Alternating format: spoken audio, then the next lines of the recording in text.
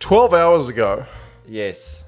pretty much right now, on the dot, Yeah. 12 hours ago, Okay, before we go on, I was talking to former England defence coach Paul Gustard, and now here I am with you.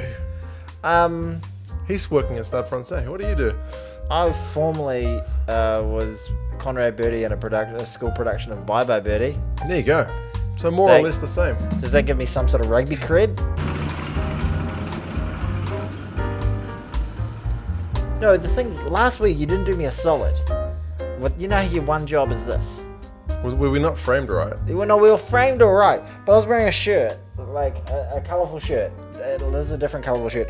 And you know how shirts do this at the bottom? They kind of Were you open exposing it? yourself? I had my had my pocket on display the whole time. Wow. Like I had a little thing splitting, and I was like, it was framed perfectly, and I was like, and then I tried to like pixelate it, and then if you look back, we're actually in quite a tight frame. Okay. Because I just went, all right, we'll bring that up because I don't want to. You could probably come a touch closer, just FYI. There you go. There we go. Is my poker on, Joe? Nah, you're all good. I'm all good. I'm covered up. As best you can. My vanity is covered. Again. So, how does it feel to go from the great heights of Paul Gustard, Yeah. to the lowly depths of somewhere in West Auckland, talking to your old mate Tony? That's all right. Yeah, this is more in person. At least I've got that. I've got that on Paul. Yeah, I didn't have Paul in person. No, he was on the other side of the world. Yeah, exactly. He was drinking, so you got that in common. He was having a beer. He was having a wine. Oh, very nice. He's in France, so That's rude not to. I don't think they sell beer in France. They only sell wine. I had a beer in France. Okay. I've not been. One of these days. It's a great place. I had a much better time the second time I went. First time Tony's going to put a thing in that says rugby chat starts at yeah, absolutely. So you can skip So the French are Tony's story. The French are known for being quite rude. Ooh, Like are they? you know this. And Every French person I've met here has lovely, been delightful. lovely. But when that's the reason they get out of it. They're like, oh, too many rude people. And and the French people, there's a small contingent of them that comment on the channel. They're generally top as well. Like one of the comments after the game of the weekend was, "We can't blame the ref for this one." Yeah, well, it was you like the most certainly- upvoted comment. You certainly can't. But no, like what my point was when I went over there for the first time in 2002, when I was an 18-year-old backpacking around. I would have been rude to you then too. Yeah, I was probably. just looked at like absolute scum, like Right. a piece of absolute shit, which I was. Yeah. And but So deservedly so. They'd be openly rude to your face, Right. like you For know. example, You just ask someone for like directions or something, or where something was, and they just give you the thing, like just pretty much take. really? Yeah. I can't swear. Yeah, like they're pretty aggressive, and especially if you try and talk to someone in English, that's Right. like the worst thing you can do in Is France. that like that's the story that I've always heard, that if you just go around speaking English to everybody, then you tend to yeah, get... they don't But have then much time for you. Paul, But who works in France, he keeps telling me that he's from Newcastle, barely speaks English, and he can't Yeah. speak French, but he's working over there. Yeah, He that's seems great. to get by. But maybe he's in an environment which is more... my point was English friendly. that was 2002. Okay. And then That's a long time ago. Yeah, that is Somebody listening to this was not even born at that time. absolutely. Somebody wasn't conceived. Probably the same person. But anyway, so what I was saying was, but then I went. The most recent time I went, I think, was 2016. Okay. And they were a lot friendlier. I don't know. Well, I just had a little bit more. Maybe it was you. I had a little bit more money in my pocket. Maybe I that's was it. A little bit more. You were like some I wasn't scummy wearing- 18-year-old backpacker, and they're like, nah. But they were like just friendlier and nicer, and I think they kind of looked upon themselves like we've got to sort this out. Right. And it wasn't until I was right at the end and I checked in my bag the wrong way and I used the terminal which you have to check yourself in type thing, and I mucked it up. Yeah. And some French woman just laid into me about it, like one of the French airline attendants. Oh, wow. And I was like, you're the first. So the first rude one. Yeah, and I was right at the end, you bastard. Just to spoil it. No, but yeah, the French seem to have come a long way. Did you just break your my pen? I'm really bad at doing that because I always play with the... You are a little bit. You are sexually frustrated, man. I'm a fiddler. I'm a fiddler. You know who's not very rude in that way? The Chinese. But no, I've got a story about the Chinese being rude. But maybe but I do speak Chinese. So 99% of the people I encountered in my trips. Yes, oh yes. On tour. There you go. When I was speaking Chinese to people getting on camera, that's my other channel. Haven't plugged that on here for a while. Yeah, it's a great watch. They're very friendly. I got told off twice. I got told off once by a firefighter for filming. But I since found out from my mate, Chinese mate, that firefighters in China are actually soldiers who've kind of like specialized in firefighting. Oh my! Like here, firefighters are like. See what I did there? They're smokes, yeah. I would have missed that first time around. Sometimes I watch these episodes back, and you make jokes that just go. Shh. I'm like Joe Rogan, where he's got comedians on, and they tell him jokes, and like you've got all these like great one-liners that I'm just like rugby. No idea. I think great one-liners is pushing it a little bit. Okay, you have one-liners. I say things that are rude. Here firefighters are lovely. I walk past the fire station with my kids, and they'll be like, "Hey, kid, come and sit in the fire engine. Do you want to push the buttons and stuff?" Yeah, absolutely. Whereas in China, I went up to this guy, and I was just like, "Hey, buddy, what's going on here?" And he was just like, "Get out. Do not film here. Yeah. You shouldn't be here." And I was like, "Whoa." More of a military kind of feel. Yeah, that's what my mate said. He's like, because he's a soldier, because you're a foreigner, he's probably thinking you're up to no good. You're holding a camera, so maybe fair enough. Yeah. And one guy at train station security told me to take my hat off. And I didn't hear him the first time. I was like, sorry. And then he kind of yelled at me to take my hat off. Yeah. I've had that done to me in Australia as well, when the guy was like, take your shoes off. When I'm going through security, I was like, what? You know, if you go into a golf club with your hat on, you have to buy the whole golf club around. It's a big no-no. Don't play golf. You know, my favorite grumpy Chinese person in your videos was the guy who sat on the broken chair. That guy was hilarious.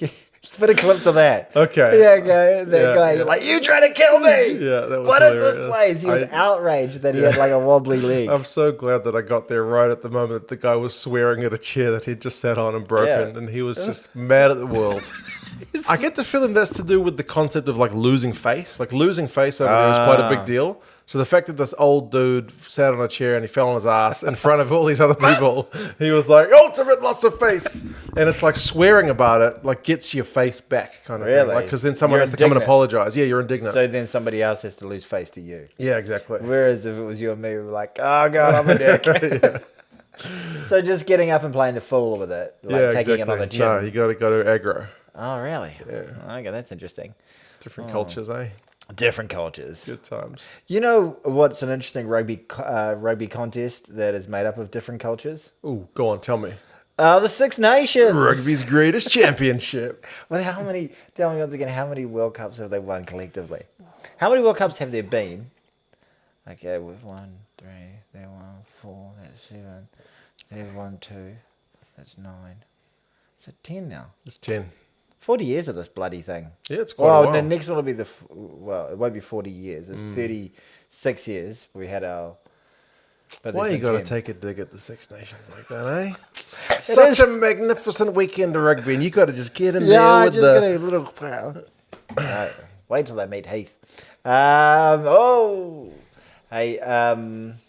but it was a good weekend of rugby. You watched the games? I did watch the games. I watched France-Ireland. I watched Scotland-Wales. We were communicating during that. I was watching it delayed. You were. Had you genuinely not seen the result or anything? I genuinely had not. Okay. Yeah. Because you text me. Do you want to start with that one? Because that was a crazy game. Yeah. I know everyone probably wants to hear about Ireland.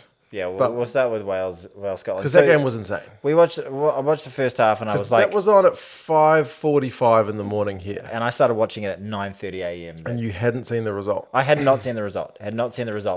I was sitting there going, kind of hope... Because Wales, I got a real soft spot for Wales. Yeah. And I was hoping that they would put in a decent performance. And I was just pulling my hair out the first half. They just couldn't pull together a line out. They were just knocking the ball on. I said in the preview, I was like... I know France-Ireland has got like all the billing this week, but I was like, I reckon Scotland and Wales could be tasty. And then I'm sitting there at halftime going, Jesus, you're a dumb bastard.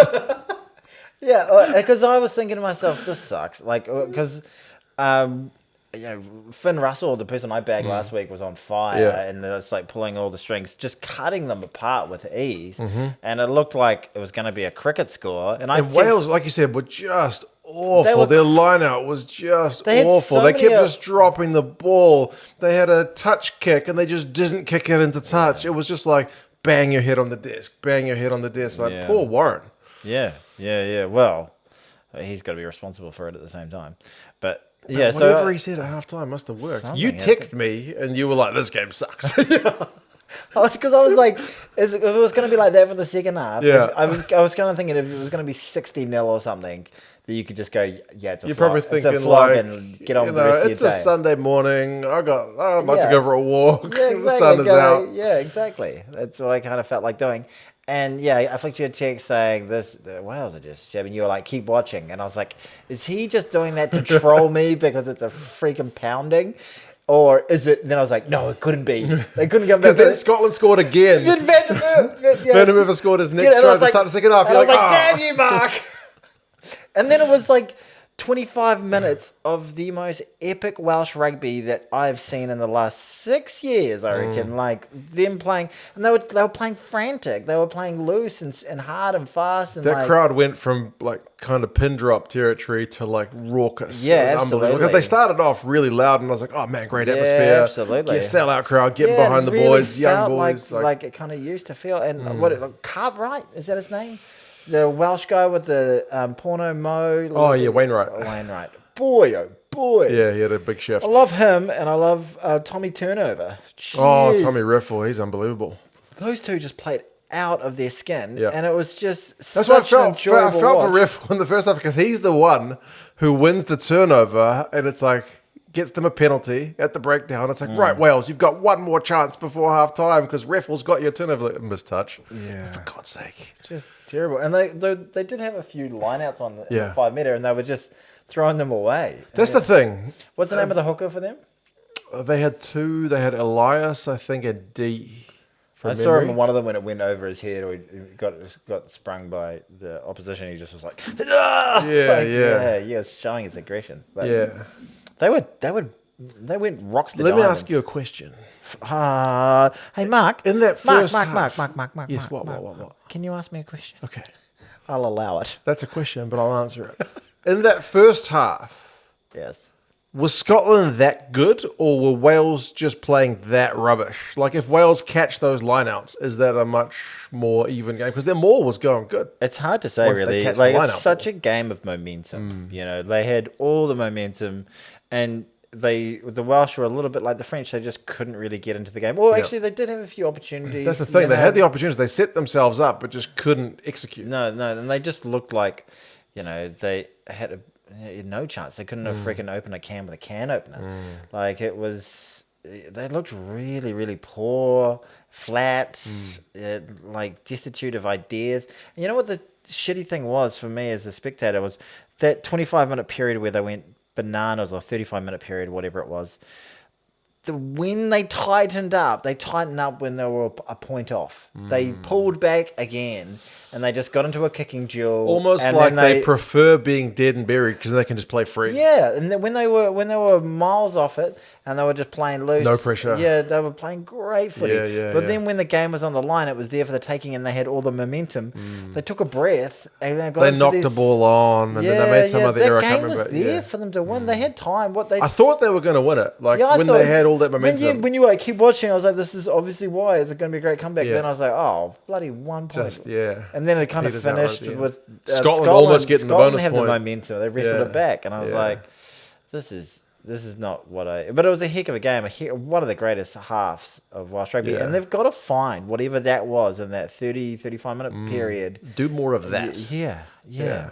Play outside of yourselves. I feel like if they're getting the lineouts right, that's a simple one, to fix. They fixed it in the second half. So if they can get that, they'll be well on their way to doing a better performance next week. So if these guys get Cartwright, Tommy Turnover, and Mark Morgan, no, you're Mark Morgan, Jack Morgan. He's out for the duration. So that sucks. That sucks. They had both of them playing. He's the grandson of the other both of them. Yeah. Wait, Trevor Chappell's best mate. Oh, yeah. Yeah. I was showing you. Have you seen that? I think so. Yeah. Dyer, the winger for Wales, he looked sharp. He was sharp. Yep. They all looked bloody sharp in their second half. It was a different team. Yeah. It really was. What about that Scottish discipline? I don't think Wales conceded a single penalty in the second half, even maybe for like an hour, because Wales conceded a bunch at the start. I think 4 in the entire game, including that really dumb one where Josh Adams just chucked the ball into the crowd. Effectively cost them the game, though. Yeah, kind of. Yeah, and because Russell just slotted 100% of his kicks. Yeah, Russell kind of played incredible in that first half. I think he heard the podcast and was like, "Screw that New Zealand wank." It's probably that sort of character. Like, somebody's doubted me, I'm going to shove it up his ass. Probably does well. No, I'm not saying that he would have at all.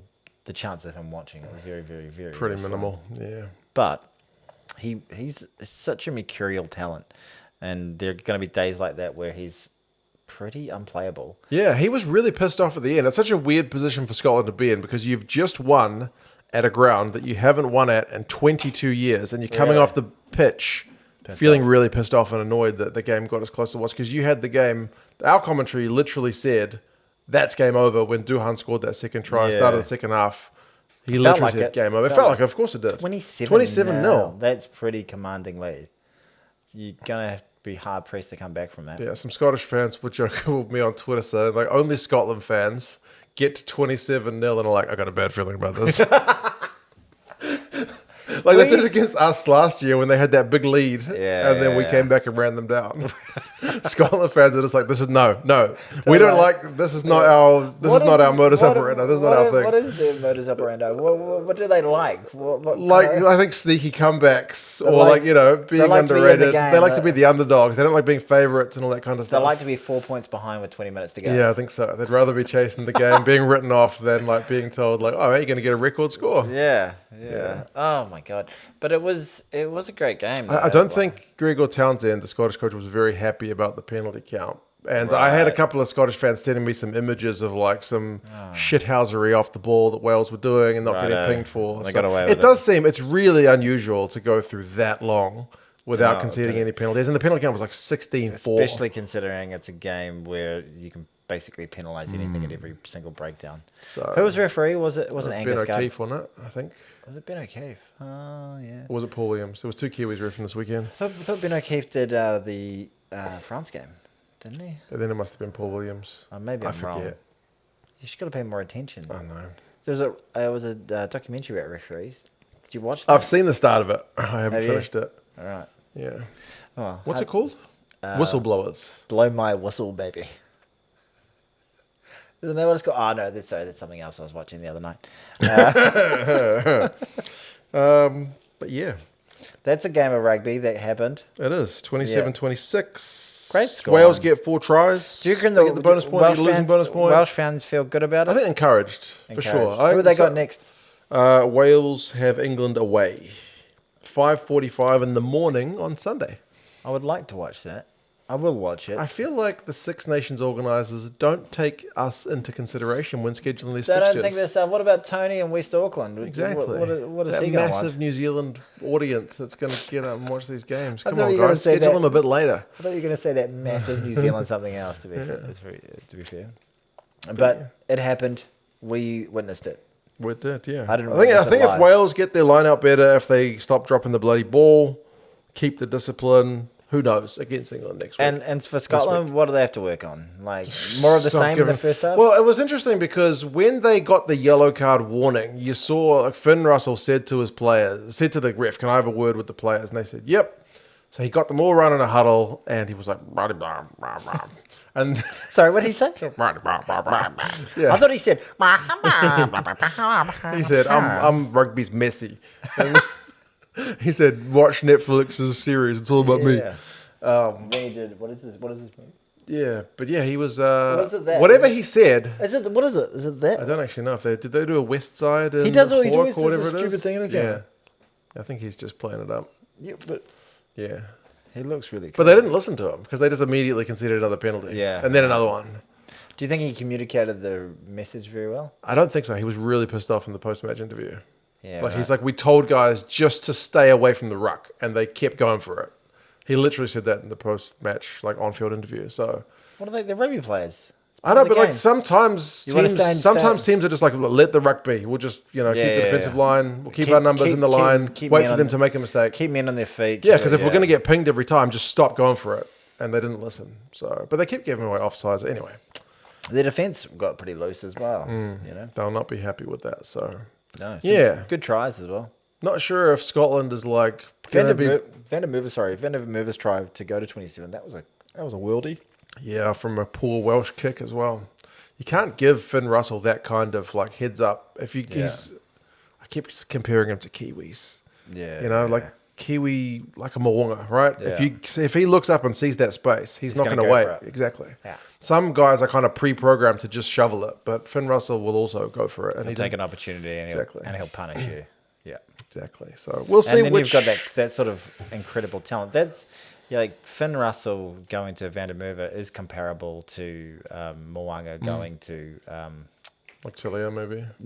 Talia or what's the other? Oh, God, rugby season starting. John Alomo. Yeah, going to John Alomo. No, white guy. Stefan Ganuku. Will Jordan. There you go. Yeah, because they would have had a last. Oh, the Crusaders. I think Crusaders connection. Crusader. And the All Blacks section, they get a great try against Ireland in the quarters. That's right. Yeah, that was pretty much the same thing, wasn't it? Heads-up play. Yeah, totally. Exactly. Love a heads-up play, I do. France, Ireland. And who would have said prior to the start of this round, that's going to be the blowout? Yeah, insane. And like, we both walked away with the egg on our face because we were like, France at home. Yeah, it should be, maybe. It should be okay. And fried up Marseille, were they? Is that where they were? Yeah, they were in Marseille. Stade Velodrome. Ready to go, ready to rock and roll, ready to pump. And it just was flat as a pancake for them. Yeah. Like, the French were despicable. They were destitute of ideas. They were... What's another D word? You know, what's interesting with France, like previously with the Six Nations draw, it was the same draw every year, but they would just flip up who plays who first. It used to always be France against Italy. One year it's in France, next year it's in Italy. It was a bit dull, but this year they finally switched it up. But a lot of the times, and a lot of French fans mentioned this in the comments as well, was that France often are kind of poor in that first game. They kind of like they only beat Italy by one score in the last Six Nations, and there were 20 minutes to go. They were losing. They were behind, so they take a little while to warm up. But this is like the ultimate game where you can't, like Ireland, just hit the ground running, and they weren't even in top gear. Ireland has still got more space to go. So sharp, so clinical. No Sexton, no problem. Yeah, no Sexton, no problem. I thought Crawley at the beginning made a couple of little things. There's two guys. There's a Kieran Frawley and there's a Jack Crowley. There's no Crawley. Crowley. It's close enough. Yeah, I thought he made a couple of like little errors at the beginning. Kicked the ball too long.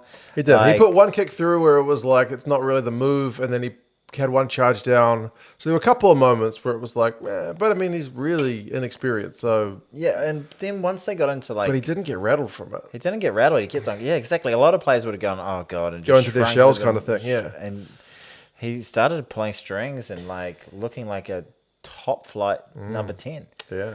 They looked so class, you know. Bundy Archie looked amazing. Yep. Really liked the look of James Lowe. I know he didn't really... Big old boot. That big old boot. But my favourite moment was during the second half when France were attempting to mount some sort of comeback and they had a try. And there was a 20-minute period where you were thinking, well, if they get one here, it's maybe all game on, yeah. And then there was a moment where James Lowe looked as though he was like outflanked and they had the numbers on him, but he managed to cover two players, slide off the first player, cover the player who was outnumbered him, grab him and hold him up and get a turnover. That was a massive play. And he gets criticised a fair bit, not so much recent times, but especially when he first made the Ireland squad, was like, I can't defend for crap. Oh, but he looked great. Yeah. Just so professional. Yeah. Just everything he does it. Mwah. Yeah, kind of really consummate. like kind of a little Ben Smithy, not the troll on Twitter, but the rugby player. You know how he just used to like not only do everything that's expected of him really well, but just moments of brilliance like as wow well. Moments, yeah. Like holy shit, no, he was really good. Joe McCarthy gets man of the match, and he's a relatively inexperienced guy as well. He was loving a carry. Yeah. I think he passed twice and carried like 9 times, because when he gets the ball, he's just like, right, going this way. Yeah, and he's low to the ground and he's bloody hard to stop. Yeah, really effective. Like he's keeping James Ryan on the bench, who's been like a lock in for that lock position in Ireland for ages. Tag Byrne was he was incredible. They were all pretty amazing. Yeah, you could go on the picking the man of the match for that game from Ireland was a bit of a roll of the dice, wasn't it? Porter had some huge moments in the game. He gave away. The scrum was the one area where France, I think, lost them a wee bit. He got a big turnover in a moment that really stopped some French momentum. I remember. Yeah, I was like, that's a big play. Yeah, but I think Antonio probably had him at the scrum. That was the one area where France were looking.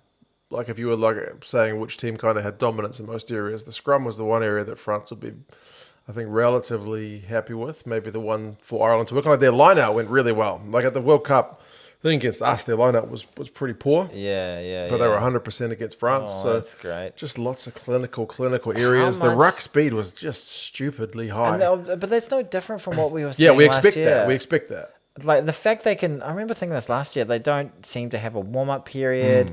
They always are managing to operate at this. A lot of teams will have, like a French team has a really low bottom, but an incredibly high. These guys don't ever show a low bottom. Sometimes when you show a low bottom, it gets exposed and it gets taken advantage of. Well, we'll talk about the England game when Tommy Freeman got his pants pulled down a bit later. Yeah, exactly. And I'll talk about my Saturday night last week too. Similar sort of circumstance.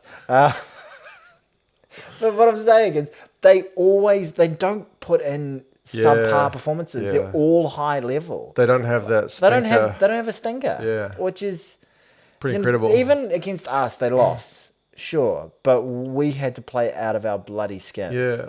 And they didn't play they played well. But All Black team playing we had an amazing 10, 20 minutes in that Eden Park game when we blew them off the park, but that was it. The rest of the game was so... And then in the semi-final, we just had a couple of good moments, and then it was tight as a freaking nun's panties the rest of the time. And they walked away feeling like they didn't put in their best performance, which maybe was the truth. This is the other beer we're drinking today. This is... Would you like to read it out to the team? We're still waiting for that elusive... Good shout, Hoppy. Still waiting for that elusive beer sponsorship. Maybe we need a bit more proactive. Maybe we need to actually reach out and stop waiting for someone to chuck us some beers. If you own a brewery, send us some beers. We'll drink it. And tell people where to buy those beers. Because that's how that works. Like, for example, if Garage Project was a sponsor on this, you could go to Garage Project to get this. It's a hoppy good shout. It's a carb-free, low-gluten beer. Not gluten-free. I need a touch of gluten.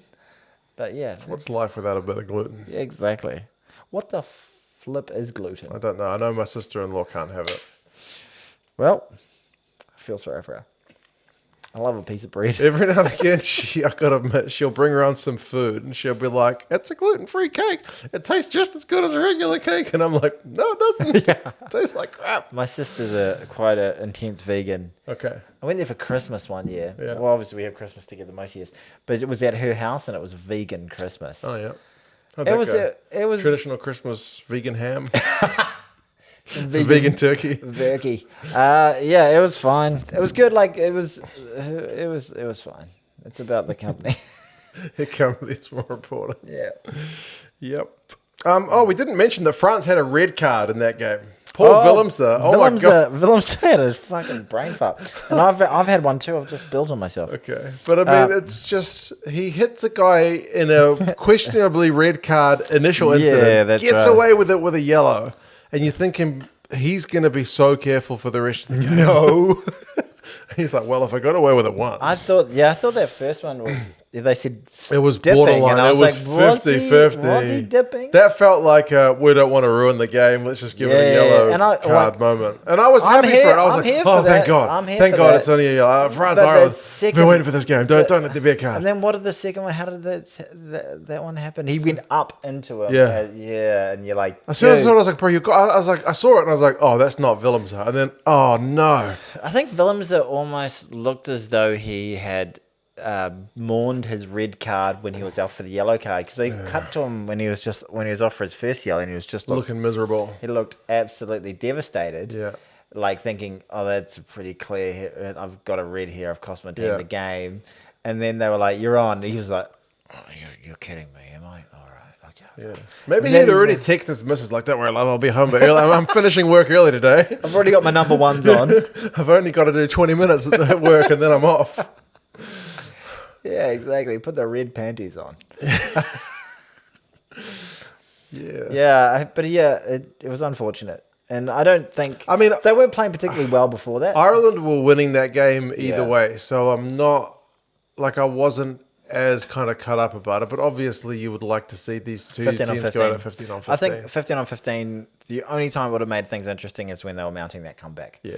What would that made another try? And then and I mean, remember, Ireland scored a couple of maul tries, and if Willems is there's a big lump of South African-French beef to help stop that. Totally. So, is there a way we can blame South Africa for this?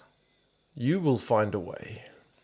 That is I did put a poll out, and I said, who's going to win the Six Nations? And a few South Africans were like, Rassie will find a way. They'll find a way. They'll get it for a point. I think they're missing a bit of international rugby at the moment. So are we. I mean, it's nice to have international rugby back. Yeah, it's nice to have Test rugby back, but we can't. If we had it all the time, it wouldn't be special. It'd lose its special feeling. Yeah, like if it's every week. But there was a little bit of Super Rugby this weekend somehow, but we'll get to that. But okay, just on the French. I thought they were. What's the name of the number 9? Luku. Didn't look flash to me. What's weird people say he's such a really good player. He's been having a really good season for Bordeaux, but he didn't. Yeah, it didn't look great. People are saying, "Oh, they missed Dupont." I think it goes more than just Dupont. Obviously, if you had Dupont, I think, but just in terms of that X factor around the ruck, like that defense around the ruck, that guy who's almost an extra forward, who's an extra playmaker, who's one of the most devastating sniping traditional halfbacks in the game as well. He does it all. You take that out, that's taking from 3 massive sectors of your game, and defensively on the wing, he finds himself in space. Remember that Mac Hansen holding him up, or that sort of, unbelievable. And also that talismanic leader who's like, "Follow me in, boys. I got this." You would. You can't. I think he makes a massive impact. Yeah. I don't know if they win with him on, but they don't get pumped like that. You know. It's like the All Blacks with Savia at the moment. They always look, even when the All Blacks were playing pretty bad under Fozzie, you would still look at them with Savia and go, man, Savia's getting us close. Yeah, he's going so hard. I thought Ligera came on and I thought added a bit of punch in terms of that comeback. But worst performance, we don't really go there. But I didn't like the look of Thomas. Tomasi, what's his name? No, the number 15. Ramos. There you go. Fiku didn't seem like he was at the races. It was all right defensively. Dante, I think, got cut by that burn try. Dante, that was bad. But Dante had no impact ball carrying and got really defensively exposed for that burn try. So that was nasty. And he was he just got left in no man's land. What was it? Was he trying to follow the play out back? He just was shifting wide and then burn cut on the inside. And it's like, that was a lovely try. If you're a 12 and that's a lock, you should be getting them. Yeah, 100%. That was like a bloody Bunnings NPC try. Yeah. Yeah. You're not happy with that at any level. No, but France have got Scotland next, which will be an interesting game to see where both of those teams are at. Yeah. Is it going to be first half Scotland? Is it going to be second half Scotland? Is that a warming up game for France, or is that where they're at? Mark from 2 Cents Rugby, I got a question for you. Okie dokie. I want you to put your balls on the line. If it was going to cost you a testicle. Okay. Just one. Just one. And the way it's getting removed is just put on a chopping board. Okay. And Game of Thrones style, using your hand. Like the North remembers type of way. Right. Someone, a Japanese man with a very, very, very sharp knife just goes straight through. Make that noise again. Okay. Through the nut. Okay. Yeah, that's it. Through the nut. Who am I picking? Two-thirds of the nut. Okay. Who am I picking? Yeah, who are you picking? For 2/3 of your nut. It's interesting because before you said it like that, I was thinking Scotland. Yeah. But when you thought put my nuts on the line, I'm putting my nuts in France's hands. I don't know why that is. The enigmatic... Yeah, that's weird. Yeah. I genuinely changed my mind the more you told me about the question. The more you said about your nuts. The more I nuts. thought about my nuts on the chopping block. block. normal rugby pundit. I was thinking Scotland. Scotland. This is time for Scotland. But Scotland aren't going to crap the bed 2 weeks in a row. But then I was like... your nuts on the line, now Scotland will crap the bed. You're like, they'll do what to my nuts? Yeah. Okay. But I mean, Murrayfield's been a tough place. Like Scotland... As much as they can't beat Ireland to save their lives in recent years, they've actually got a pretty good record against France. Like last year in the Rugby World Cup warm-up games, they played 2 games. Yeah. Scotland won the home one. And then prior to the World Cup, during Fabien Galtier's term as French coach, the only team to go into France and beat France was Scotland. So Scotland have actually got, like, France is not a bogey. If anything, Scotland is a bogey team for France. Scotland feels like they're one of the only teams that, I don't know, they come out relatively unscathed from the World Cup. They haven't lost a huge amount of talent. There's no... Yeah, they're pretty steady. Everyone else, like... They haven't had massive retirements. There's no Sexton, there's no Dupont, there's no loss of Mark Morgan. They got the same coach. Yeah. So it's pretty steady. They should be taking it to the next level with the stability. This is their year?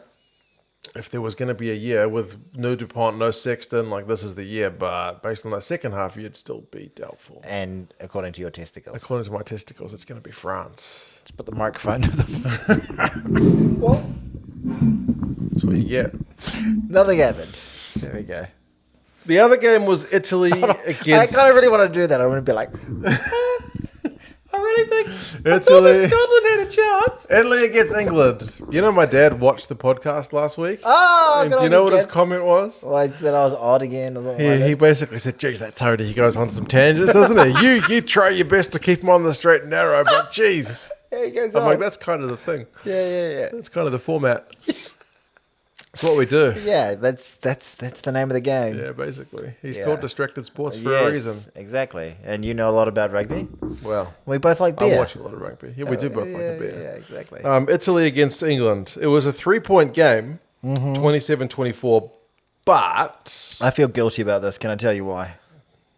I think I know the reason, but you tell all the lovely people. I didn't watch it. I thought, I can't... Italy did... To be fair... In this man's defense, I'm going to come out and defend this guy who wants to put my balls on the chopping block. This was a 3:15 in the morning kickoff. Yeah. With Italy having never beaten England. Yeah. It's just like, why am I going to watch this? Is this one going to be one to get up at 3? It's actually a pretty special game to get up weather at 3:15. outside. You want to get out into it, head down to the beach. Played some golf actually that day. Nice. But I came home and you know what? I went to a barbecue at a friend's house. Yeah. And it was really easy to avoid the result. Nobody was talking about Nobody was talking about it. I didn't find a person who had watched it. Right. And then I was like, do I watch the whole thing? I was like, because I stayed off Twitter. Okay. And I was like, do I watch the whole thing? Or do I watch the highlights? And I was like, and I knew I had a bunch of highlights to watch because of the Munster, Blues, Crusaders, the Japanese teams. So you were like, I'm time poor, I'm going with highlights. I'm going with highlights. And I was like, oh, this looked like an interesting game. And it kind of felt like, obviously, from my minimal exposure to the game itself, but almost similar to the French game where the Italians were looking very likely for long parts of the game. First half. Long parts of the game, but just lost the bottle as the game went on. Yeah, Italy is kind of an annoying team in that they'll do something really cool just to follow it up with something seriously dumb, stupidly annoying. How long is this excuse of them being a young team going to live for? You can't keep it up for that long, man. Like, some of the stuff is like they would get points and then just like immediately either like box kick poorly to exit or knock it on in their own 22. Just like really, really basic, like, you know, avoidable errors, like, you know, self-inflicted kind of errors, which were pretty frustrating. A couple of the times when England kicked long, because that Stadio Olimpico has got a running track around it, they kind of put AstroTurf around the running track. So the ball runs on the grass, and you're like, oh, that's going dead. And then when it hits the AstroTurf, it just holds up. Oh, wow. So there were a couple of English kicks that you're like, that's definitely going dead. Who's this? Maybe it's washing time. The washing machine's done. Sorry, you do like the smell of fresh washing. I do continue like the talking. smell of fresh washing. But Italy directly conceded points. I think both times that happened. Yeah. One time they had a 22 dropout, and then Ethan Roots, the guy who went to, I think, Westlake. Oh, screw that guy. I think so. Why do I hate Westlake, by the way? Because you're a boy from, what's the other school in the Rosmini College. There you go. Gareth Anscombe School. There you go. That great Welsh international. There's a few Kiwis who's like Bundyaki had a good game. Gibson Park had a good game. So Kiwi connection there. Roots got man of the match. Kiwi connection there. There's more. South African connection. South Africa's got 3 of the tries for Scotland. Gareth Hanscom wasn't playing, so I can't rep Rosmini College. He doesn't play for Wales anymore. Is he gone? Yeah. I think he was going to go to Japan, but then they found out that he's got some injury, so they were like, cancel his contract. Oh. Yeah. I think it goes 500,000 something. Yeah. But, Italy conceded some kind of soft points. I mean, they were leading at halftime, which is awesome. Did they look like they were playing really well, or did the English look like they were off the mark? I think Italy were playing good rugby. Yeah. And they seemed like to some have really nice tries. Like, Crowley had the Italians playing quite attacking rugby. They always had really nice attacking numbers, but then catastrophic errors, especially in their own half, when it's like... What hat have I got on? You've got one of those, like, cheese cutters. Oh, all right. Okay. Like, where does your mind go? I was looking at the... You're just like, what hat have I got on? That's like the most important thing on my mind right now. What hat have I got on? I didn't know what hat I had. I'm just imagining you. I don't know why my brain has gone this way. I've got mental illness, clearly, because I'm just imagining you in the most intimate of situations, just suddenly pausing to go, wait a minute. What socks was I wearing earlier? Hang on, honey. I'm sorry. It does happen. It's ADHD is real. Okay.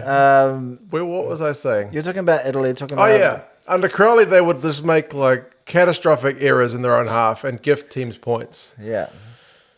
They weren't quite. They did have some unforced errors, but they did kick the ball a bit more. Like some of those times when you like just exit and they would. Like, okay, thank God. Yeah, because that's what I was noticing last year. You'd be like, "Oh, you've just done something amazing," but stop trying to play within your own. 22. Yeah, exactly. But a bit less kind of ritual. I think Quesada will bring that to their game. And a couple of times, I think they had prepared for England really well because England like a kick. Ooh, it stopped.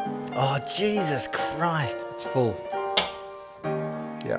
At least we noticed that. So what you're talking about a kicker? Yeah. Oh, sorry, dude. I thought this was the big one. Yeah. You always think it's bigger than it is. No, the big one. Oh, the sound's still going, though. Sound's still going. So I noticed last week you did that kind of technical... Yeah. Like elevator music or something. Good times. Because I didn't run her over, but my heart tells me she's a Munster fan. The mind deceives us sometimes, though. It does. Well, clap again. Whoa. Look at that. Look at that. We're back. Now I have to work in your nice little anecdote about the Munster, don't I? No. I just heard a lovely little anecdote, guys. That just do what you're going to do. Do what I'm going to do. The folks trust you to get it right. Second week in a row. I'm going to put it on mute and then have flashing the greatest, sweetest anecdote of all time. And then I'm not going to tell them what just it was. Between you and me. A special moment. Special moment. I don't share that with just anyone. Me, you, and your nutsacks. What are we talking about? Italy and England? You're talking about the kicking game. Oh, yes. So, you know how Steve Borthwick's England side likes to kick the ball a lot? Yes. They kicked it to the wings of the Italians a couple of times, and Montiuani caught them, and the Italians immediately spun it wide and cut the English defence to bits and scored a couple of tries that way. I feel like they prepared that move earlier in expectation, because, Freddie Stewart, this big lump of a fullback, he chases high balls all day. I feel like the Italians kind of went in there with that game plan, but then England kind of stopped doing it. So that was smart on both sides. Well, the Italian strengths of that sort of wide game, really, isn't it? Oh, I looked at the stats last year, and like most teams' top ball carrier, usually, not exclusively, but often it's like the number 8, like Aldrit for France, Savia for New Zealand. Like a lot of the number 8s love a carry. For the Italians last year, it was like winger, number 10. Like they just love their backs to have. But when you have a ball carry numbers, that includes like the massive runaway tries that go for 60 meters. I'm not just talking about meters, like just actual carries. So like usually the wingers crack up the meters, but not necessarily the carries. Right. But the Italians, they love giving it to those guys. So not the one off the ruck. Running. No. Yeah, so okay. Yeah, just like give it. So don't feed it to those Italian wingers. They can, they showed some pretty slick handling. Yeah, exactly. But England did well to adapt. It's frustrating though, because they show these moments of like world class brilliance, and they just can't string together 80 minutes yet. Yeah, they still put in some pretty frustrating errors. You said that they're an irritating team to support, to watch. But should we be buoyed by the fact that they got so close to England and looked like they were in a threatening position? Or I'm still like that. Are we just like, oh, great, another false dawn? There's fans who are on both sides of that fence. I am still the eternal optimist that I think, the Italians are just this close to getting it right, and I think Casada's the right guy to get them to that next level. But I've also been thinking about that with the Scottish going up the next level for multiple years now, and they are still pretty firmly at that same level. I consider a decent level. Like the Italians are at a much lower level, and people get frustrated to the point where it's like, do these guys need to be in the Six Nations? They lose that many games. But I'm not in that camp. I still feel like they can get if they win in, it would be a buy for someone every week. It'd be one less game of rugby. Exactly. It's not a great reason to keep a team, though. No, but I mean, they get within 3 points, which on the scoreboard looks great, but it's an 85th minute try to Ioane that gets it with it. Like it wasn't going down to the wire. It was a consolation. Yeah, exactly. It was a consolation in every sense. In terms of so the Italians have the Italians are away to bloody Dublin next, so that sucks. So they're in for a... But I do think like the 2 tries they conceded, Daly's one was literally, from remember I told you the ball held up in the end goal, 22 dropout, England carry it back, spin it wide, try, so kind of preventable. And the other one was Alex Mitchell just has a snipe and nobody really tackles him. So it's like, I think both very preventable. But your man George Ford, he kicks like 5 penalties. Where's Marcus Smith at the moment? Injured. Oh, jeez, Louise. He is injured. Tommy Freeman, they may not have showed it in the highlights. A lot of highlights. bloody injuries at the moment. It happens with rugby players.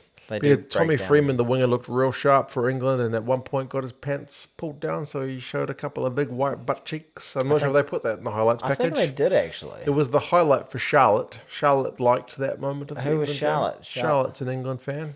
All right. Nice one, Charlotte. She loves the sweet white ass. Don't we all? I like a sweet brown ass, too. You don't discriminate with asses. Any color ass, I'll take it. But yeah, I mean, the game of two halves cliche is pretty true with that one. Who do you think has the ugliest asses as a race of people? So, I think England in the second half. I know what you're trying to say. They'll be pretty happy that they bossed it. You were telling me the other day, the South Africans. We were talking about South African asses, were we? Yeah. Nice. You're a big fan. Very meaty. All that ball lost. I don't mind a bit of biltong, actually. Yeah, me too. There were some other rugby games that kind of snuck under the radar. Certainly for this part of the world. What's your pick of the games for next week? Scotland, France, England, Wales, Ireland, Italy. Scotland, France. That's on at Sunday morning, 3:15. I'm going to say Scotland is going to win that. Okay. Balls on the chopping block? Nope. But I want Scotland to win. Okay, you want Scotland to win that one. Scotland to win right, that England, Wales, it's a Twickenham. Oh, geez, that could be a little tasty. I reckon I could get all 3 of these wrong because I'm gonna go hard on all of these. You're gonna go Wales. I'm gonna go Wales. Yeah. Okay, and then Ireland, Italy is probably the easier pick. Ireland at home, based on what they just did to the French. I reckon I could be 2 out of 3 for those. Okay, there you go. No, I mean I like 2 wrong, 1 right. Out of 3. Okay. Yeah, Scotland, Wales. Those are definitely on heart. Those ones. There you go. Yeah. What about you? You were Scotland until your nuts got involved. On the line, I'm going to go France. Nuts got in the picture. I would also love to see Scotland. I've always thought that your nuts ruin everything. Yeah, they do. My wife says the same thing. They're very ugly. Yeah, she was like, I love you and I married you, but you're nuts. Jesus Christ. You know what's weird about your nuts? About these nuts. Tiny penis, giant testicles. I've always said that about myself. Maybe you need to cut yourself some slack and say, look, my penis I've already got enough slack in those nuts. My penis isn't that small. It's just those nuts are so damn big. This is the contrast, yeah. Exactly. It's an optical illusion. Yeah. Okay. Wales, England, who are you going with? I'll go with England, so I'll disagree with you on those 2 key games. All right, so we can fight it out next week, and then we're both going to see whose nuts are on the line. Yeah. There was other rugby on. Although I'm going to just put it out there that it didn't get a lot of billing here in New Zealand. There was zero advertising. There was virtually zero promo. The only promo that I saw is when I logged into Sky Sports, the site that I watched the games on. The old Appy Wappy. The old Appy. It did have a picture of like one of the Blues players ahead of their game over in Japan for the Super Rugby preseason. Oh, yeah. So a number of the Super Rugby sides from New Zealand have been in preseason action this weekend, and the Aussie sides as well, to be fair. But yeah, there's not been really any kind of mainstream media promotion. I only found out about it whilst I was having a guest appearance on the Rugby Recap. Quality podcast. I saw your guest appearance. Talking about Dutch runners. You got into a masturbation talk when asked about Joe Schmidt. It's like the question comes in, Joe Schmidt, the words come out, masturbation. Yeah, and then we started talking about Dutch ruddering, the mechanics behind it, and then I'd never heard of it. Have you never heard? I looked it up afterwards, so you don't need to explain it because I am now for those of you that don't know. No. So this is on my channel, mate. Come on, bloody hell. Someone's with their kids right now thinking, block your ears because they're talking about sailing. So the biggest one, and the reason I'm wearing this jersey is the old Clash of the Champions. Yes. The URC champion Munster up against the Super Rugby champion, the Crusaders. They had like 40,000 people in that game, which is more than what we get for regular Super Rugby season here in NZ. And that's I don't want to call it a friendly, but it's essentially a nothing game. It was a nothing game. But like, we're not saying that because we're like, there's nothing on the line. It's the first game of the Crusader season. It's literally a preseason game. And I was looking at the team and I was like, I think that's just half the guys. Yeah, they didn't send their All Blacks. And the Munster guys are missing all their Six Nations guys. So both sides are depleted. It looked like the Tasman Marcos. But there's a hell of a support there for that game. Yeah, they were like, because they must have built it up as champion versus champion. They built it up there, but they didn't build it up here. Well, the only reason, I found out about it on the Rugby Recap. And they were like, it's on at the same time. I was like, what? Yeah, it was on at a bad time for New Zealand, which may be why it didn't get built. Ireland, I was like, Munster are playing the Crusaders? I was like, couldn't get my head around it for a sec. Yeah. But I watched the highlights and it ended up looking like a pretty fun game. I watched it, but I was pretty bleary-eyed after the Six Nations, so yeah. Kevin Coombs got a couple of tries. I like him. Carberry was playing, wasn't he? Yeah, Carberry was playing, kicked some goals, and then it came down to a final kick at the death. The Crusaders Drummond, missed the conversion. Yeah, that's right. And the guy... Ray Hunter missed the conversion. Yeah, he really pulled it. He pulled it well left. Yeah. The crowd loved it. Yeah, that was one that you want to have again off the tee box. Yeah. But I mean, neither of those sides is full strength. I think if that's a full strength both teams game, I'd probably get more. Oh yeah, 100%. But it was still cool to see those two sides playing each other. Yeah. Well, that's the problem. They never. If the reverse, the seasons just don't line up. If the reverse happened, then it was in New Zealand. It'd be like Battle of the Champions. It'll be a big deal, and then they'd probably send over their B team. Yeah, because it'd be the wrong part of their season. Yeah. So it never really lines up. That's kind of the way it works. And we played some Japanese. The Chiefs played the Wild Knights and got hammered. I didn't watch that game. Yeah, I didn't watch it either, but it was 38-14. Whoa! Yeah, Robbie Deans' Japanese side hammered them. But again, it's a preseason game. It's an experimental side. No All Blacks. I watched the Blues highlights. We absolutely pumped with the Tokyo Sun Goliath. Suntory Sun Goliath, I think. I was pretty close. We beat them pretty easily. We pumped them. Yeah, what did we get? I forget. I watched it as well. 43 to like... We'd scored a bunch of tries early and I was like, oh, okay. Yeah, we did you watch the whole game? I did, but I had it on while I was doing something. I did it while I was doing something else. So I kind of had it on one screen while I was doing some stats on the other. If I put my foot up there, can anyone see it? No. Just there. Nobody wants to see that. Just like my nuts. How about you're allowed to talk about your nuts, but I can't go over the mechanics of a Dutch rudder? There we go. Who else played? The Moana Pacifica played the Highlanders. Oh, really? And so that's a normal... Yeah. Why are we getting these... This is not great for preseason, getting them to travel the other side of the world. That's not what your body needs. I think it's promo for those areas. Okay. Get them psyched about... Super Rugby. And they're like the team that's won the last 7 rugby championships in a row. It's a big deal. Super Rugby. What? I said Super Rugby. You said Rugby Championships. Oh, flip me. You notice I'm doing so many flip me's and saying flip it a lot. Because you don't want to bleep. I can't be doing it, Yeah. There's always one that sneaks on through as well. That's the problem. Sneaky F-bomb. If you've noticed a sneaky F-bomb in this that hasn't been picked up, put it in the comments below. Yeah. And the timestamp. And timestamp it so Ricky can make it. Yeah, exactly. Yeah. And some of the other sides played the Force, beat the Reds. Okay. The Brumbies, I think, played the Drua. So who's coaching the Reds now? Les Kiss. How do you know this? I follow a bit of rugby. He used to be coach of London Irish until they went bankrupt. Yeah, right. Yeah, everyone in the coach's box, I just didn't recognize. Right. I was like, well, they look like rugby professionals. They probably know a bit about rugby. Let's say they'd done a fair bit of time in the club. But yes, the Super Rugby is only a few weeks away. But the hype train is still at the station here in NZ. It hasn't started at all. We're playing Test cricket at the moment. We got 511 all out. Okay. Russian Ravindra got 240. Okay. But the sad thing is we're playing South Africa, right? Are we? Yeah. Okay. But that's not the sad thing. The sad thing is that they said they couldn't because it's clashed with like a Super League, IPL. A 2020 competition. Okay. They've not seen their best players. They haven't seen their best players. There's 6 of the team. I feel like cricket has a scheduling. 6 of the Test team made their debut in this game. Oh wow! Isn't that crazy? Isn't that? I think the captain disrespects the competition. Yeah. And I think the captain was making his debut. Wow.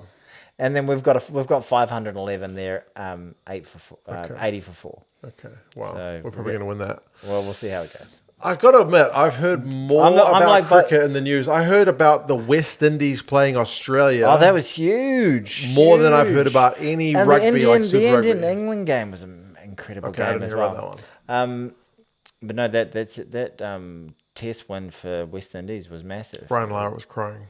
Yes, and Ian Smith. Smithy was commentating for some reason. He gets around, doesn't he? He's a quality commentator. That's it. They think he's like glorified in cricket circles as the best commentator in the game. I like him in cricket. I'd never liked him commentating rugby. Why? Because he's not. He called Thierry Dusautoir. Thierry Henry in the World Cup final. I know. World Cup post game. He just doesn't watch rugby. That's the reason I don't like him commentating rugby. Like I remember once prior to the Pumas playing the All Blacks, he was like talking about like, oh, you know, the Argentinians, they love a scrum. They'll be right up for it. And I was just like, have you watched the Pumas play in the last 5 years? Their scrum is shit. It's terrible. He's got his hot take from 1996. Yeah, exactly. It was just so bad. I was like, if you're not going to watch the games, you need to watch at least some rugby. I mean, we had the Irish commentator, Ryle Nugent, on the France, and he was calling one of their locks. His name is Gabriel, but it's spelt funny. It's spelt very French. Yeah. And he was calling Gabriel, and I was like, come on, for sake, man. Do some research. Sorry. That could be the one.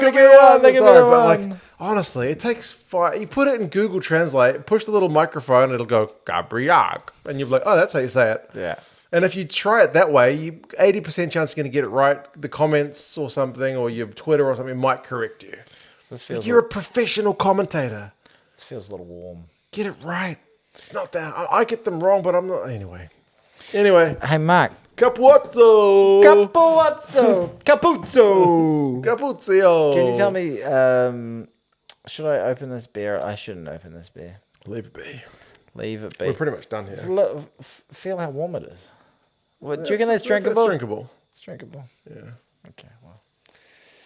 Fair enough. Well, look, we talked about some rugby once again. Episode 2, Season 3. We had the SD card fill up once again. I'm sorry about that. I really thought I got it sorted this week. But this is how our seasons start, with a lot of technical difficulties. Yes. And then we get it dialed in around about Episode 6, I reckon. Okay. Episode 6 will be technical issue free. Yeah. But, you probably enjoyed it. I hope so. I make it a little fun. I'll put like some sort of strange... It's available on... Spotify, that's for sure. Still Google Podcasts, because that still exists. iHeartRadio. Not Stitcher anymore. Apple Podcast. Apple Podcast is the one I always forget about because I'm not an Apple guy. Yeah. And if you're an Apple guy, tell me why you're an Apple guy. And if you're listening to this podcast, you can leave us a review. You can. Well, I haven't checked the reviews. We haven't heard it. Well, we haven't recorded that many podcasts recently in the last 3 months. We may not have many reviews. That might be the reason. We don't check it very often, but then when we do, it's like a little cache of goodness. It's like, look, somebody's saying Tony talks too much and should let Mark say something. Yeah, it's one of those ones. Well, how am I wearing it? It's one of those ones where you leave it for a while and you come back to the goodness. You're right. Yeah. We had one negative review. That was that one going. Sometimes I feel bad for you when they go, I used to like you, Mark. Until you started doing, like on the YouTube comments, like we got a lot of grief after our take on the World Cup final. Really? Yeah, we did. If you look at the comments of that one, okay, there were a lot of emotions going around. We were sad, they were happy, and I don't think do you think we were poor sports in that? I don't think we were anywhere near as bad as the New Zealand media went. No, New Zealand media went full bore. We were robbed, basically. That the rules of the game are buggered. The TMO robbed us, like literally. Like I was hearing, I think I mentioned at the time, people who never talked to me about rugby were reaching out to me and going, "Oh my God, we were so robbed." Yeah. And I was like, "You don't talk to me about rugby. You're my doctor." Everyone was sad. That's why. That's right. People It was a really mourning. cared. The casuals cared. The casuals cared at that time. The day the casuals died. Basically. Big day. Anyway, Mark, congratulations. Well done. We got through it. We did. And you look, your hand's kind of warm. Yeah, this is uncomfortable yet.